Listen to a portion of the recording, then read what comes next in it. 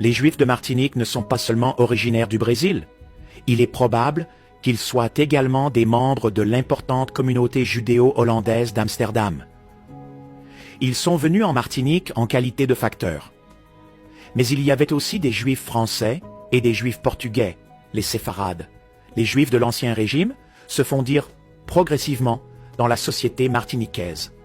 Certains, comme les Depaz ou les Ayot, se sont intégrés dans le cercle des Békés. D'autres, comme les Bueno, puis appelés les Lebon, et les Lévis, ont transmis leur nom à quelques Noirs et Métis martiniquais.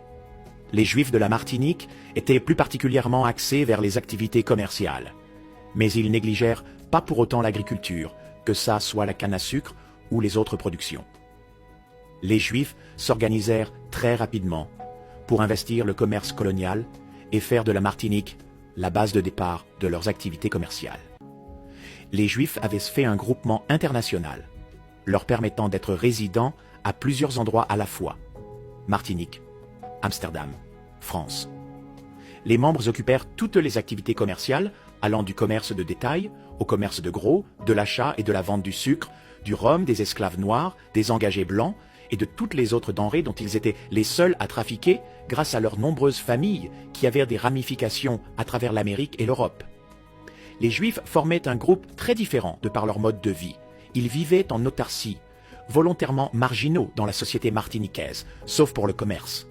En 1678, Louis XIV souhaitait une uniformisation religieuse dans le royaume de France, mais les Juifs ne présentaient aucun espoir de conversion.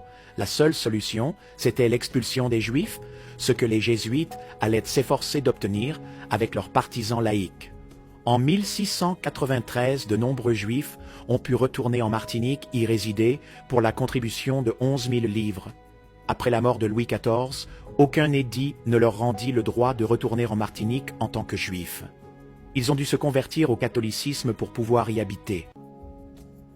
En septembre 1939, Georges Mandel, alors ministre des colonies de la Troisième République, nomme l'amiral Georges Robert en tant que commandant en chef des forces maritimes de l'Atlantique Ouest.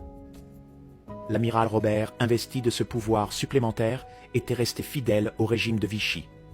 En juin 1940, il prête serment au maréchal Pétain, plaçant la Martinique pendant 3 ans sous le régime de Vichy.